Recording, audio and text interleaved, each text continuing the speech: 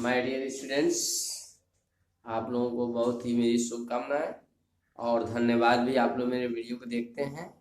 आज मैं आप लोगों को इवेपोरेशन के बारे में बताने जा रहा हूं। आप लोगों को लिक्विड, सॉलिड, गैस कैसे स्टेट ऑफ चेंज होते हैं ये सब मैं बता चुका हूं। आज इवेपोरेशन एक ऐसा प्रोसेस है जो जैसे जनरली इवेपोरेशन होता है जब वाटर बॉयल करता है तो वो वाष्पीकरण हो जाता है, यानी वाटर जो है वेपर में चेंज हो जाता है। लेकिन यहाँ पे इवेपोरेशन से मतलब ऐसा है कि कभी कभी ये भी देखा जाता है या हमेशा देखा जाता है कि बिना वाटर को बॉयल किए ही वो वेपर में चेंज होता जा रहा है। तो अगर बिना बॉइलिंग किए ही वो वेपर में चेंज हो रहा है तो वही हमारा इवेपोरेशन कहलाता है, जिसको हम वाष्पीकरण कहते हैं। जैसे आप लोग डेली लाइफ में ये सब है, जैसे हम लोग कपड़े सुखा देते हैं तो कैसे कपड़े सूख जाते हैं, तो वहाँ वो कपड़े में जो वेपर जो वाटर होता है वो वाष्पीकरण यानी वेपर में चेंज हो जाता है। इस तरह से कपड़ा सूख जाता है। और भी बहुत सारे रीजन हैं पर डे लाइफ में, तो ये वाष्पीकरण यानी कि इवेपोरेशन होता रहता है। जैसे मान लीजिए कभी यह भी होता है कि हम लोग बर्तन में पानी रखे हुए हैं और उसको गर्म भी नहीं कर रहे हैं, लेकिन धीरे धीरे पानी जो है बर्तन में समाप्त हो जाता है। तो ये सब जो है इवेपोरेशन है।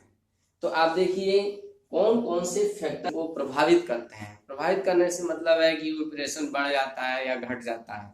कौन कौन सी ऐसी परिस्थितियां हैं जिसकी वजह से इवेपोरेशन जो होता है वो बढ़ता है या घटता है। जैसे देखिए सबसे पहले नंबर पे लिखा गया है इंक्रीज ऑफ सरफेस एरिया, यानी अगर किसी जितना ही सरफेस एरिया अगर ज्यादा है, यानी अगर इंक्रीज कर दिया जाए सरफेस एरिया को, तो जो पहले इवेपोरेशन होता था उससे इवेपोरेशन जो है तेज हो जाएगा यानी फास्ट हो जाएगा। जैसे आप समझिए अगर आप गिलास में पानी रखें और उसको रखे हैं कहीं पे धूप में भी, तो उसके गिलास के ऊपर का हिस्सा जो है वो उसका सरफेस एरिया कम है, इसलिए उसमें पानी जो है आपका बहुत ही कम वाष्पीकरण होगा।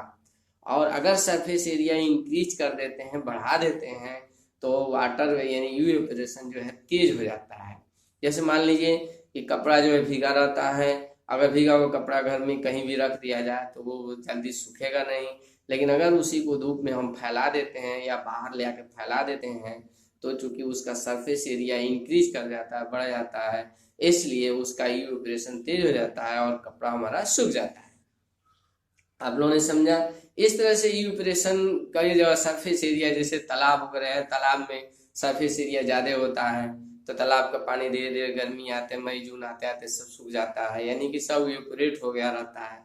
इवेपोरेशन की दर जो होती है सबसे ऊपरी हिस्से पर ज्यादा होती है। वो कैसे होती है कि जो वाटर के मॉलिक्यूल्स हैं वह वायुमंडल से एनर्जी लेते हैं और एनर्जी लेकर के वो वेपर में चेंज हो जाते हैं। तो ऊपरी सतह जो है चेंज वेपर में चेंज होता रहता है और इससे धीरे धीरे तालाब पोखरे का पानी जो है समाप्त हो जाता है।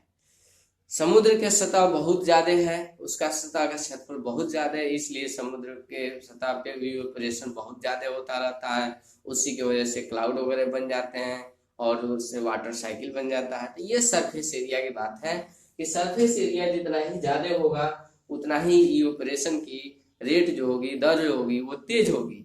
अगर सरफेस एरिया कम है तो इवेपोरेशन कम होगा। ऐसे ही मान लीजिए आपको कप में चाय दे दिया जाए और कोई प्लेट में चाय दे दिया जाए, तो प्लेट में चाय अगर पीना होगा तो आप आसानी से पी लेंगे, और जो कप का चाय होगा वो थोड़ा सा आपको पीने में दिक्कत होगी क्योंकि वहाँ पे हीट ज्यादा रहेगा उसका सरफेस, और यहाँ पे प्याले में जो है चाय जो है यानी प्लेट में जल्दी ठंडा हो जाएगा तो आप आसानी से पी। तो ये है सरफेस एरिया का। और देखिए एन इंक्रीज ऑफ टेम्परेचर, अगर टेम्परेचर बढ़ा देते हैं, पर टेम्परेचर बढ़ा देने का मतलब हुआ कि जो वाटर के मॉलिक्यूल्स हैं उनमें जो काइनेटिक एनर्जी यानी गतिज ऊर्जा है वो बढ़ जाती है, तो वह जो है जल्दी जल्दी जल्दी जल्दी इवेपोरेट होने लगते हैं। तो काइनेटिक एनर्जी जब इंक्रीज हो जाएगा किसी भी चीज में तो उसको जगह स्थान को छोड़ने में आसानी हो जाएगी, यानी जो इंट्रा मॉलिकुलर फोर्स है जिसकी वजह से मॉलिक्यूल्स एक दूसरे से अटैच हैं वह फोर्स टूट जाएगा और मॉलिक्यूल्स जो अलग हो जाएंगे। इस तरह से टेम्परेचर ज्यादा बढ़ जाने से इवेपोरेशन की रेट जो है बढ़ जाएगी। इसीलिए गर्मी के दिनों में आपका कपड़ा जल्दी सूख जाता है, जाड़े के दिन में कपड़ा कम सूखता है। और अगर हम टेम्परेचर बढ़ा देते हैं, जैसे मान लीजिए किसी बर्तन में पानी रखा हुआ है, टेम्परेचर भी बढ़ा देते हैं तो धीरे धीरे धीरे जल्दी से जल्दी उड़ जाता है, यानी इवेपोरेट हो जाता है। तो ये है इफेक्ट ऑफ टेम्परेचर, यानी कि अगर टेम्परेचर इंक्रीज करेंगे तो इवेपोरेशन इंक्रीज करेगा, अगर टेम्परेचर डिक्रीज करेंगे तो इवेपोरेशन आपका कम होगा। इसके बाद से ये है ये डिक्रीज इन ह्यूमिडिटी। ह्यूमिडिटी का मतलब होता है वाटर, वायुमंडल में वाटर की मात्रा कितनी है, उसी को हम ह्यूमिडिटी कहते हैं। जैसे आजकल वायुमंडल में वाटर का परसेंटेज बहुत ज़्यादा हो गया है, जैसे कोल्ड सीजन है, जाड़े का सीजन है, तो वाटर के मॉलिक्यूल्स बहुत ज़्यादा वायुमंडल में होते हैं, इसलिए आजकल इवेपोरेशन कम होगा। वही जब गर्मी का सीजन आता है तो वाटर मॉलिक्यूल्स जो है नहीं के बराबर होते हैं, यानी वायुमंडल में वाटर के मॉलिक्यूल्स बहुत कम हो जाते हैं। इस तरह से गर्मी के दिनों में इवेपोरेशन तेज होता है और आजकल इवेपोरेशन कम होता है, यानी आजकल कपड़ा सुखाना हो तो बहुत धीमी गति से सूखेगा। तालाब नदियों का पानी भी जो है बहुत धीमी गति से सूख रहा है, यानी इवेपोरेट हो रहा है। और वही गर्मी का सीजन आ जाएगा तो इवेपोरेशन तेज हो जाएगा। तो ये है इफेक्ट ऑफ टेम्परेचर, यानी अगर टेम्परेचर बढ़ाते हैं तो इवेपोरेशन बढ़ जाएगा, टेम्परेचर घटाते हैं तो इवेपोरेशन कम हो जाएगा। इसके बाद से है ये डिक्रीज इन ह्यूमिडिटी में। अगर ह्यूमिडिटी मैंने बताया कि आजकल ह्यूमिडिटी ज़्यादा है, तो आजकल ह्यूमिडिटी ज़्यादा होने का मतलब हुआ कि जो इवेपोरेशन होगा वो कम होगा, और गर्मी के सीजन में ह्यूमिडिटी कम होती है तो गर्मी में जो है इवेपोरेशन तेज होगा। तो वाटर के मॉलिक्यूल जितना ही वायुमंडल में कम होंगे उतना ही इवेपोरेशन ज़्यादा होगा, और जितना ही ज़्यादा होंगे उतना इवेपोरेशन कम होगा। यानी ह्यूमिडिटी के कमी से इवेपोरेशन तेज होगा और ह्यूमिडिटी के बढ़ने से इवेपोरेशन कम होगा। है an increase in wind speed. Wind speed का मतलब हुआ अगर वायु की स्पीड को बढ़ा दिया जाए तो इवेपोरेशन तेज हो जाता है, यानी अगर हवाएं चलती रहती हैं तो कपड़ा हुआ वो आसानी से सूख जाता है, अगर हवाएं नहीं चलती हैं तो कपड़ा स्लो गति से सूखता है। यही हो जाएगी जब हम लोग को कपड़ा सुखाना रहता है जाड़े के सीजन, बरसात के सीजन में हम लोग पंखे के नीचे कपड़ा डाल देते हैं, पंखा चला देते हैं, तो पंखे की स्पीड बढ़ा देने का मतलब हुआ कि वहाँ का जो एयर का मॉलिक्यूल है उसकी स्पीड बढ़ जाती है। तो एयर के मॉलिक्यूल्स की स्पीड बढ़ जाने की वजह से जो वाटर के मॉलिक्यूल्स बन रहा है, कपड़े पे सतह पे आ रहे हैं, उनमें काइनेटिक एनर्जी बढ़ जाती है और वो जो है जल्दी जल्दी सूखने लगते हैं, यानी इवेपोरेट होने लगते हैं। तो ये आपका विंड स्पीड से मतलब है, यानी कि स्पीड अगर तेज है तो इवेपोरेशन तेज होगा, और अगर विंड स्पीड कम है तो इवेपोरेशन कम होगा। How does evaporate start cooling.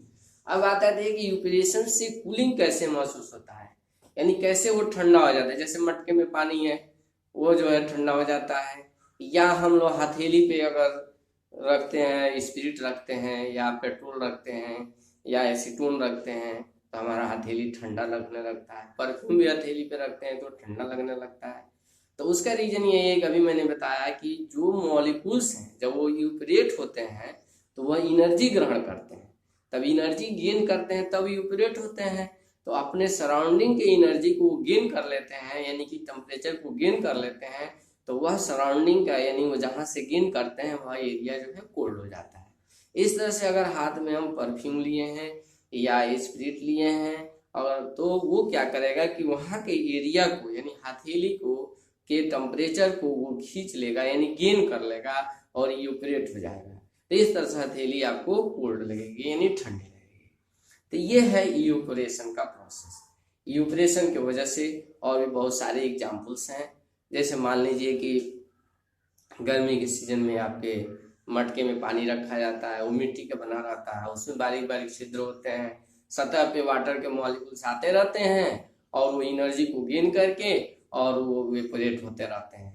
इस तरह से अंदर की एनर्जी जो है यानी कि हीट जो है कम हो जाती है और वाटर के हमारे मॉलिक्यूल्स यानी अंदर जो मटके में पानी है वो ठंडा हो जाता है।